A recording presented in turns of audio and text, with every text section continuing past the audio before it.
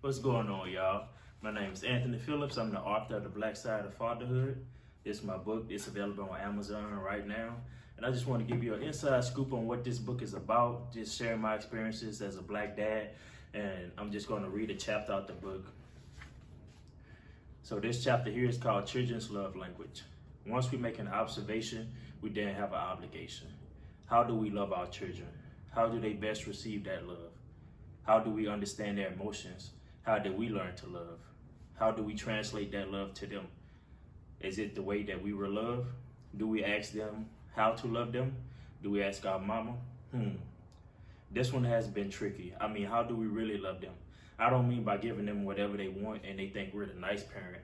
I mean, how do we really speak to their love language? How do we make sure our babies are filled with our love?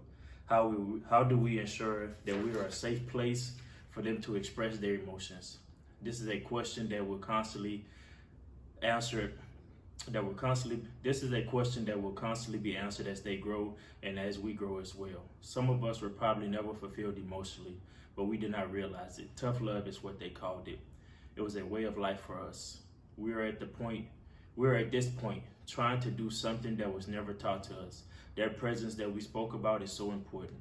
This is a job that requires us to be constantly engaged, for us to be in tune. Constant improvement is required. Perfection does not exist, only the pursuit of it. We may feel like we are giving them everything we never had when it comes to the tangible things. Everything that we never had may not be what they need in that season of their life. Just because we did not have it doesn't mean they need it. Sometimes we think about the tangible things that we did not have and try to provide that. The items that we can physically touch are so easily replaced. Think about how many of the same tangible items are mass produced. You are one of one. No one else can do what you can do for your baby. Believe that. We must be what they need us to be, not what we think we ought to be. A few things are for certain about a father's love. We are and should always be their first love.